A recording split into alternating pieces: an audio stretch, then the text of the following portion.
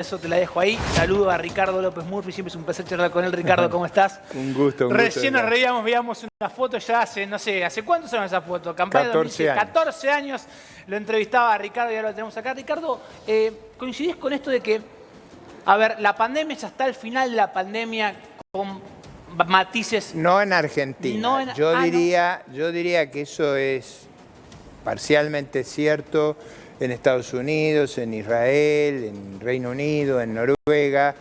Yo diría que en Argentina eso todavía no es así. Yo creo que con 2 dosis tenemos alrededor de 7% de vacunados. Es un número razonable. ¿Pero no crees que con una dosis ya realmente se puede empezar a trabajar obviamente en la mejor. reconstrucción de la economía? El tema clave de este año eran las vacunas. Sí. Como el tema clave del año pasado eran los testeos. Si hubiéramos arreglado con COVAX, el fondo este de vacunas, y con Pfizer, probablemente estaríamos en la situación que recién describías, y yo estoy seguro que nos hubiéramos ahorrado miles de muertos.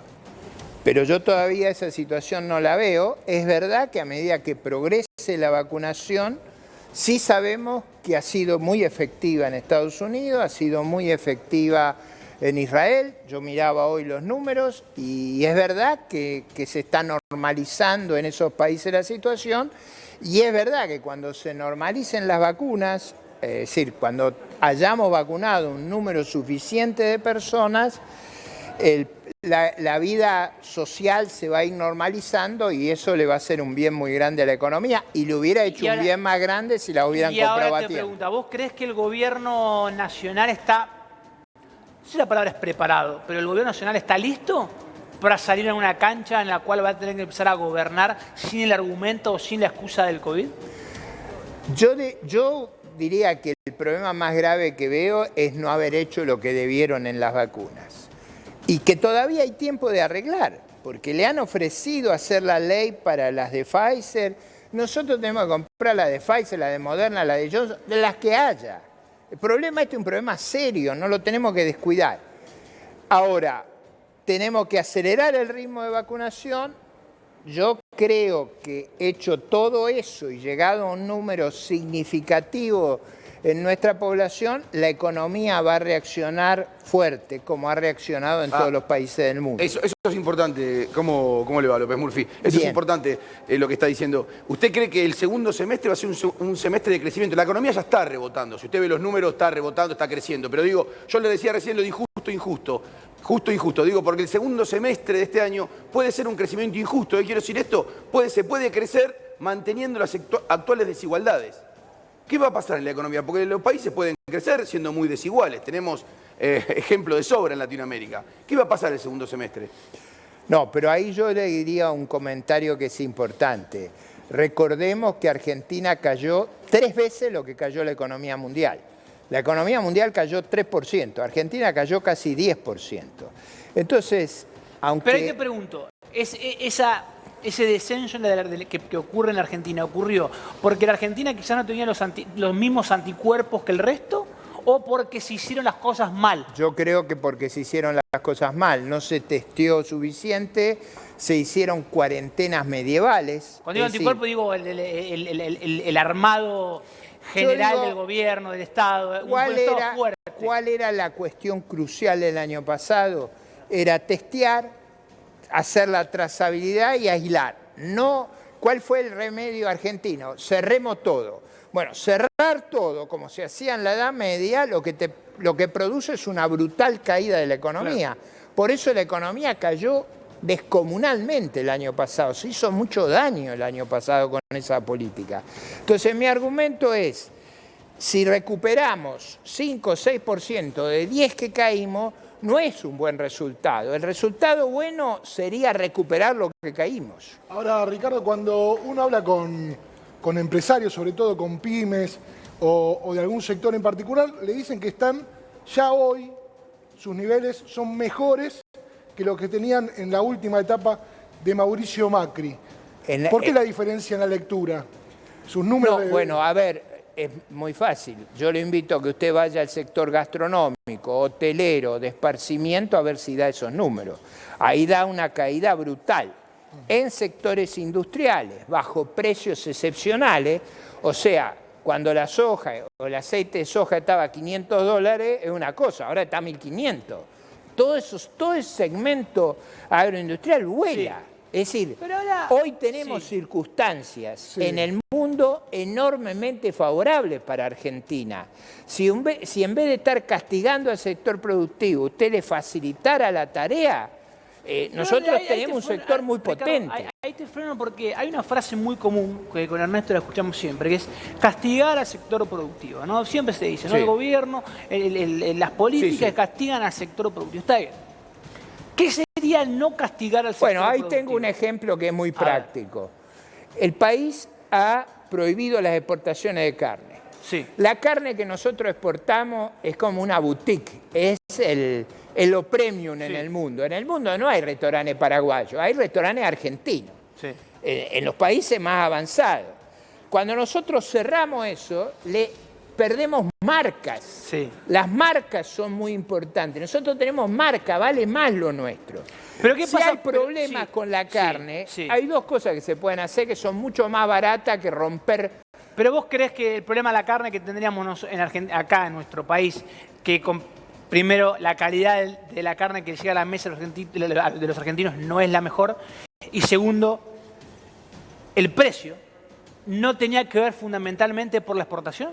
Digo, nosotros, el mundo, y acá viene para la recuperación, nosotros tenemos hoy mercados en el Asia importantes que están tirando mucho. Cuando Europa termine la pandemia o en los términos que logren la vacunación y levante, nosotros no vendemos al voleo, vendemos a los restaurantes. O sea, lo nuestro es un producto boutique y ahí va a subir más la presión. Ahora, si hay que arreglar con eso, yo tengo políticas mejores para eso, que me parece que son más inteligentes y más lúcidas.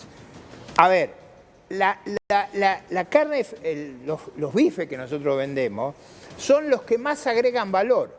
Ese sector produce 5 veces impuesto por unidad de valor agregado. Es un sector espectacular. Emplea mano de obra no calificada, produce riqueza en el interior, es una maravilla. No lo podemos romper. Por eso el gobernador de Córdoba, el de Santa Fe y el de Entre Ríos, que son del gobierno, están protestando como locos. Ahora, ¿qué se puede hacer? Bueno, mucho más barato es subsidiar el pollo que tiene un ciclo de vida de 2 meses y no de 4 años como los vacunos. O importar cortes populares de Paraguay y Brasil. Ellos no tienen la marca que tenemos nosotros. Pero usted, Ricardo, dice que... Usted está diciendo directamente está diciendo que importemos carne del... Yo digo, cortes populares para... Pero no sería un sinsentido importar... No, pero es mucho peor es prohibir la exportación de tu... Pero vos pensás, yo imagino, hacemos un asado con carne paraguaya, o sea, no... Pero veámoslo así, a ver si me entienden. Estoy diciendo... O sea, lo dice Gutiérrez, porque un chino coma carne argentina, yo tengo que comer carne paraguaya. No. Yo estoy diciendo una cosa. En un momento excepcional, que nosotros vendemos la carne mejor y más cara del mundo, busquemos algún sustituto en el pollo, en el cerdo, en importación de cortes, que en reventar las mejores marcas del mundo. Pero Ricardo, es como si como si vos tuvieras un balneario en Mar del Plata y me dijeras, mira, en enero yo invito a mis amigos. No, invita a tus amigos en noviembre, en marzo, en enero, en febrero, vender acá. En enero también. Déjame jorobar. No hay manera de separar, digo, más allá de obligarnos a comer carne que no es la que comemos habitualmente, digo, no hay manera de separar el precio de lo que consume el argentino del precio de exportación. ¿No hay algo más razonable? A ver, yo estoy diciendo una propuesta que no se imaginan. Yo trato de hacer cosas homologables, es decir, que se hacen en el resto del mundo. No lo inventé yo, es lo que hacen los uruguayos, que no son tontos, que están haciendo una fiesta, porque ¿quién es el sustituto nuestro? Son 5. No, con un bife de alimentar medio Paraguay y Uruguay. Pero es muy raro. Nosotros tenemos que hacer como hacían Sarmiento y Alberdi, aprender de los mejores. A Sarmiento no se le ocurrió traer maestras de un lugar marginal, las trajo de Massachusetts, les enseñó el idioma español y creamos las maestras normales que le dieron a la Argentina, a fin del siglo XIX, principio del siglo XX, la mejor educación de América Latina.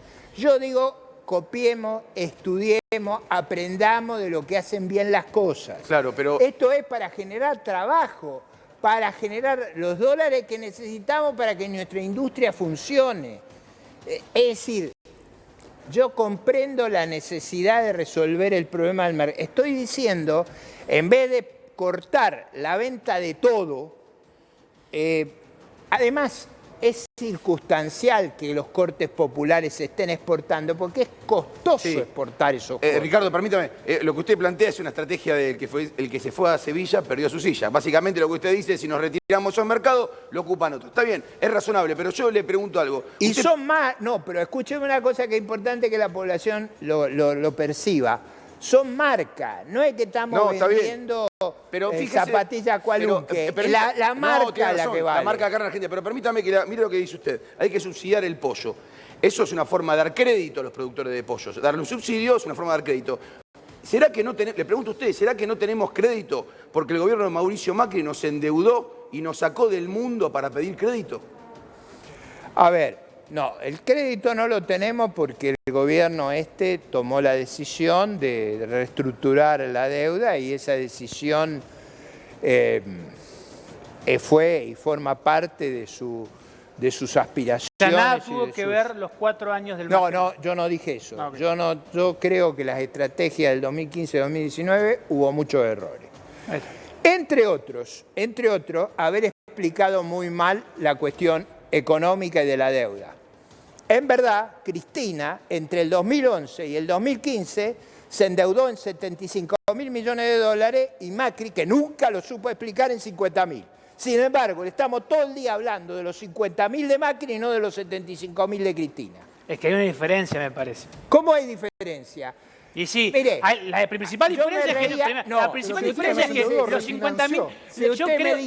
Si usted me dice que Macri no se sabía defender y que no entendía, eso es cierto. Yo lo que digo es... Eso es verdad. Pero fíjese... ¿Dónde están los 50.000? No, pero fíjese una cosa muy simple. Sí. Fernández decía, voy a bajar las LELIQ y con eso le voy a pagar a los jubilados. Nunca hemos tenido más LELIQ que la que tenemos ahora, 40.000 millones de dólares. En la época de Cristina, noviembre del 2015, había 45.000 millones de dólares en LELIQ. En octubre del 2019 había 15.000. Ahora, que el candidato que en ese momento enfrentaba a Fernández no lo supiera explicar, no me lo diga a mí. Pero usted acaba de decir algo que pasó desapercibido, López Murphy. Usted dijo el presidente Mauricio Macri no se sabía defender. No. ¿Qué quiere decir? Bueno, es que ese es un problema. O sea, la política no es para cualquiera. O sea, usted requiere una... Me interesa eso, a ver. Usted requiere persuadir. ¿Qué es hacer política? Es hacer docencia. Es explicar los problemas que tenemos, cómo los vamos a resolver, hacia dónde vamos y por qué vamos. Creo que eso es esencial para lograr el ascendiente sobre la población y que la población entienda a dónde vamos y por qué. Y creo yo, para dar un ejemplo, que confunde mucho a la población cuando el presidente y su ministro de Economía van a Europa a buscar apoyo para resolver el Club de París, los organismos multilaterales, y de acá los mismos miembros del gobierno sacan nota diciendo no arregle con nadie. Eso está mal. Hay que tener unidad de mando, hay que saber de qué se trata y hay que explicarlo eficazmente. Eso es lo que trato de hacer. Sí. No lo digo con ingenuidad, vamos a decir la verdad. Estoy compitiendo, estoy tratando de defender que un liderazgo lúcido, preparado, enérgico y que sepa cómo salir de los problemas que tenemos es mucho mejor. Y en esa competencia, Ricardo, tenés una competencia externa, que es el frente de todos, y vas a tener una competencia interna, que es parte del PRO, parte de Juntos por el Cambio, si es que formás parte de Juntos, hubiera un acuerdo en Juntos por el Cambio. Pero te quería preguntar algo cuando hablabas recién. ¿Crees que el momento o el tiempo de Mauricio Macri ya se terminó? A mí me parece que la experiencia no fue la más exitosa. O sea, yo creo que yo tuve una visión muy crítica, como lo conocen ustedes muy bien. Sí. Creo que fue mal diagnosticado, mal ejecutado. A fines del 2015 heredaban una situación terrible y nunca fueron capaces de explicarlo. Y eso yo creo que fue un inmenso error. Y además actuaron con esa idea de que iban a tener buena suerte. Tampoco eso es lúcido. Entonces yo creo que esa experiencia obviamente a uno lo saca del juego. Ricardo, pero eso es lo que yo creo. Está bien, pero Ricardo... Pero no, sí. cuidado. Acá no se saca del juego con el dedo. Acá lo que sacan del juego, ponen en el juego son los ciudadanos. ¿Querés que los ciudadanos lo sacaron directamente del juego, Macri? Por eso perdió la elección. Yo creo que perdió la elección contra gente que proponía cosas disparatadas, Pero, como Ricardo, acabo de explicar con Alberto Fernández. Alberto Fernández proponía cosas disparatadas, pero que iba a bajar la LELIC y nunca ha subido tanto como ahora. Ricardo, yo le quiero preguntar porque, digamos, la gestión de Macri fue evaluada por el pueblo, perdió uno de los principales factores, o el principal factor, o el único factor de la derrota fue la economía.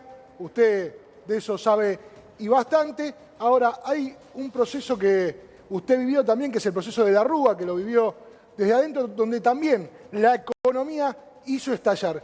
Parece que en la Argentina los que son más criticados en los medios, que es el peronismo, son los que sus gobiernos, la economía les rinde y no pagan tanto costo. Bueno, no, cuidado. La crisis, eso no es cierto históricamente.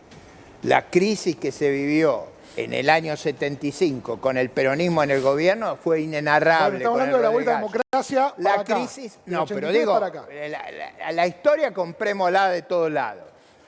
La crisis que vivimos el año pasado fue catastrófica, 10% cayó el PBI. Ha caído dramáticamente el empleo. Bueno, pero tuvimos unas circunstancias muy difíciles. En el 2000-2001 sufrimos una crisis que la sufrió Brasil, la sufrió Uruguay. O sea, no se puede comparar en abstracto. Pero esto, como usted es legítimo lo que hace.